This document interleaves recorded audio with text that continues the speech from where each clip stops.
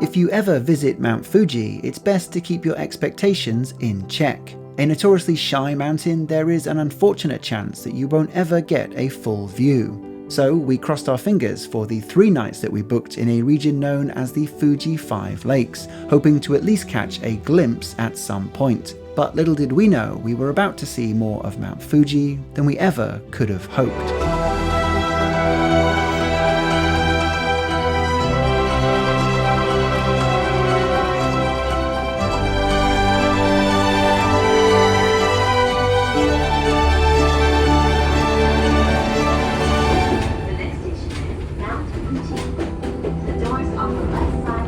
So in this video, we'll share a relaxed 2-day itinerary around Lake Kawaguchiko, the most accessible spot for those wanting to get up close to Japan's favourite landmark. We'll map out the perfect bike ride, whether it's a cloudy day or not, coupled with local signature dishes that you won't want to miss, tips for getting the most from the #1 Fuji photo stop in all of Japan, and no, I don't mean this one, and why, despite the serenity of what may be the nicest theme park backdrop you'll ever find, this was the most intense experience of my life. So buckle up, this is Suitcase Monkey, with 2 full days around Lake Kawaguchiko and Mount Fuji.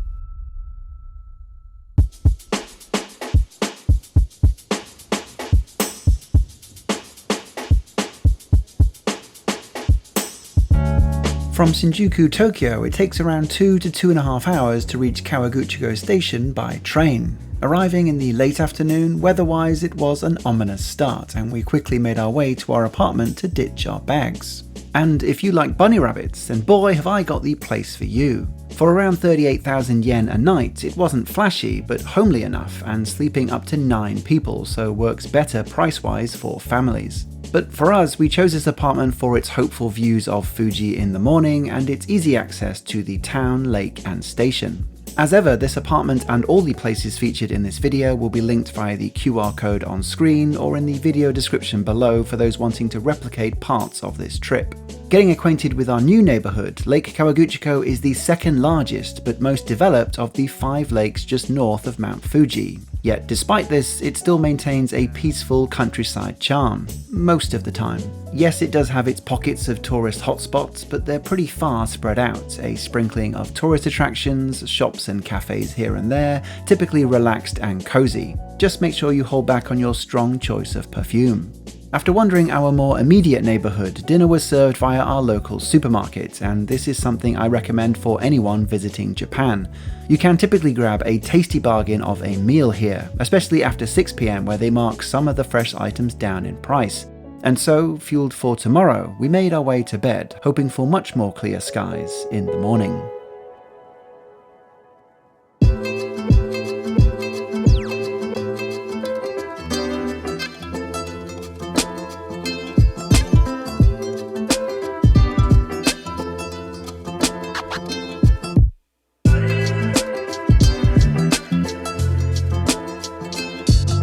Slightly in shock of just how lucky we were and wondering how long this would all actually last, we rented a bike through our host, making a beeline for what we assumed would be the busiest stop for the day. And we were right. Shortly after opening, we waited around 15 minutes to board the cable car, and then when leaving after 10 AM, this was 8-fold. But whether you arrive first thing or mid-afternoon to beat the queues, it was a solid opener to jumpstart our half-day bike ride around the lake.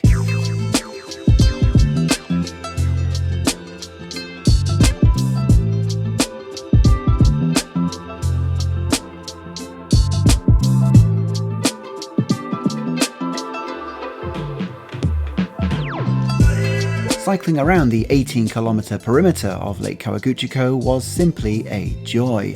And I hope this comes through in this video, but it's impossible to not constantly be kept in awe of this giant symmetrical mountain. It's easy to see why the Japanese feel a spiritual connection with it. And I finally know what a new parent must feel like with a camera.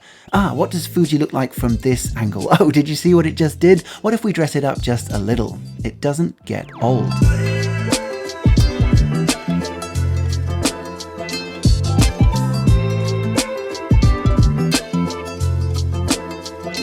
And whilst the western half of the lake offers a more secluded rural experience, mostly driven on the road itself, the eastern side mixes in some dedicated bike lanes along with multiple stops to take it all in. In truth, over the following 6 hours we were on our feet, or let's be frank, our arses, more than we were on our saddles. But how could you blame us? Our first stop was this super cute cheesecake cafe, which was so smooth and light. This was also the first time we were introduced to everything here being tentatively linked to Fuji in some way. This cheesecake, of course, has Fuji powdery snow. Your food and water is shaped in its image. Your ice cream, well, that's just the shape of ice cream, let's be honest. But even your road safety here is protected by this powerful form. It's everywhere.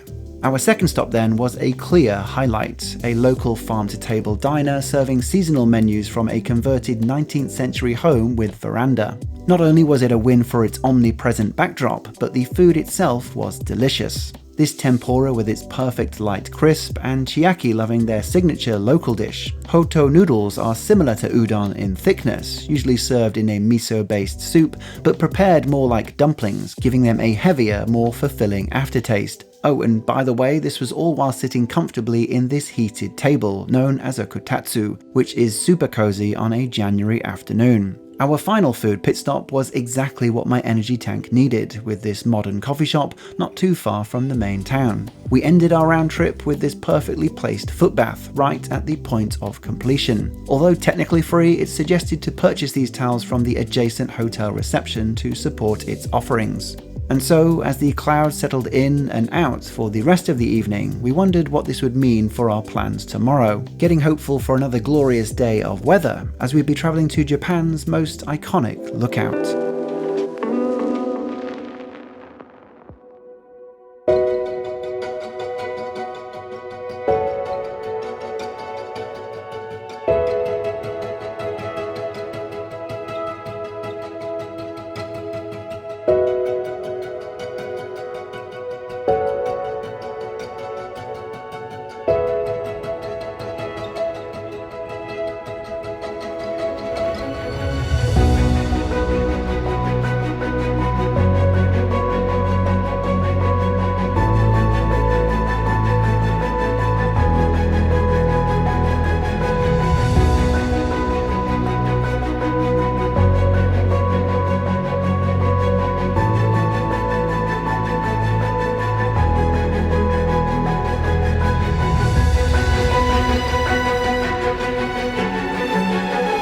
The 5-story Chuleito Pagoda forms half of one of the most well-known photo stops in all of Japan. Whilst it is easily the main attraction here, it only forms part of the larger Alakurayama Sengin Park, which is also worth a wander, including its small 8th century shrine. Dedicated to the goddess of Mount Fuji, it's considered her responsibility to keep the mountain from erupting, an achievement currently lasting for more than 300 years. Fortunately, it all wasn't as busy as we'd have feared, but that was probably helped again by this being January and that we arrived to the viewing platform for 8:40 AM. These single photo stops can often not meet expectation, and whilst the time spent here was fairly minimal in the grand scheme of things, the feelings of this moment echoes back every time I check my phone. It's also only 15 minutes away from Kawaguchiko Station, with a little help from Thomas and friends, then a 20-minute walk up to the viewing platform. The majority of the rest of our day was then spent just enjoying the last few hours out of Kawaguchiko town itself, a tasty meal here, a quiet walk there. There was, however, one last stop before all of this, and that was Fuji-Q Highland, which, upon arrival, I had no idea was about to blow my mind.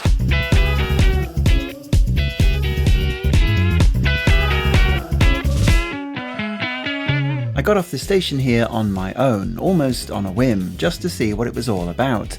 Although you can pay for an all-day pass, you can also just pay per ride, so I entered via a free ticket on arrival. Now, you should know up front that I am a thrill seeker when it comes to roller coasters, but my guard was totally lowered due to this picturesque backdrop and the peace I associated with Mount Fuji. But it was upon seeing a Guinness World Record for world's steepest roller coaster that I knew this place deserved my full attention. So I bought a ticket for said roller coaster, Takabisha, still not really knowing what was ahead. For the most part, it is your expected adrenaline-fueled thrill ride, but the highlight comes near the end. After a vertical climb, which just keeps going, it prepares you for its 121-degree drop, after a thoughtful pause to think about your life and the choices you have made.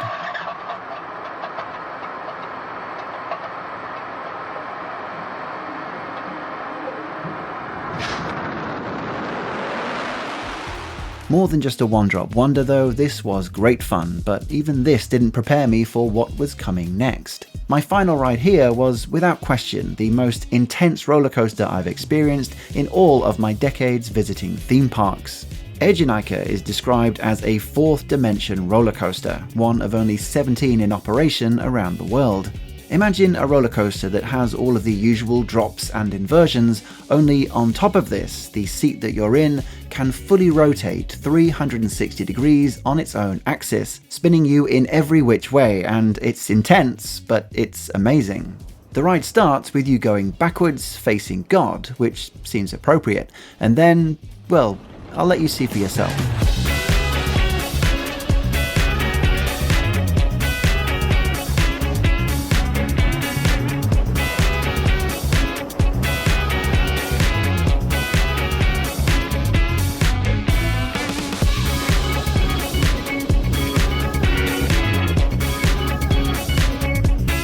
Although certainly not for the faint-hearted, this was so much fun, and I'd recommend you having lunch afterwards.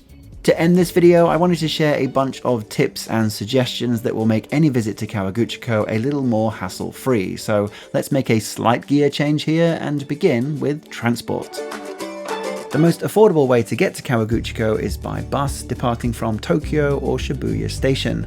They take around 2 to 2.5 hours, costing a little over 2,000 yen. Train-wise, there are two options with pros and cons. There's a direct limited express train which only leaves 4 times a day from Shinjuku. This takes less than 2 hours, costing 4,000 yen, but does need a mandatory seat reservation, so can be booked at the station or online.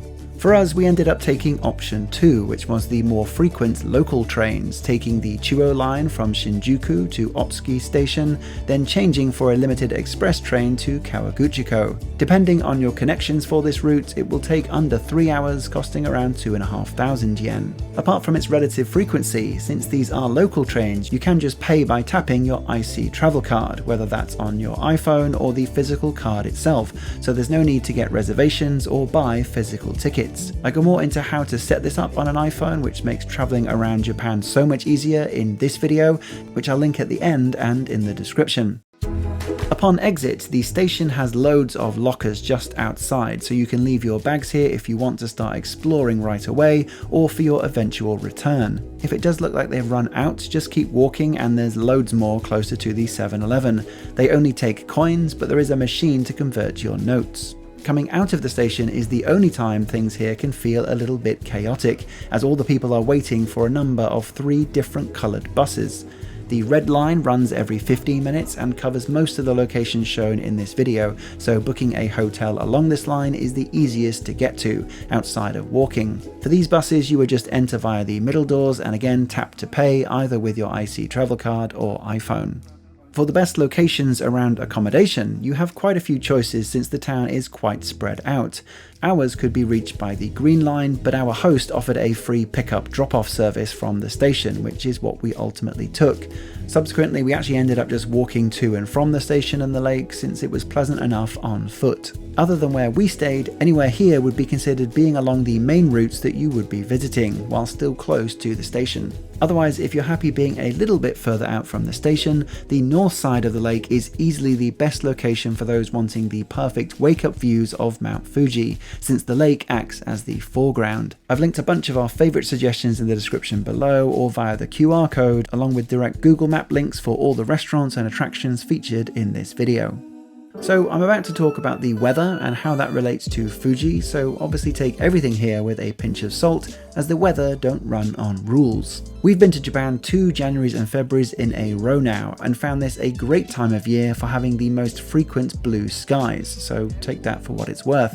It's also a really good off-peak season in general once the early days of January have passed and outside of Chinese New Year.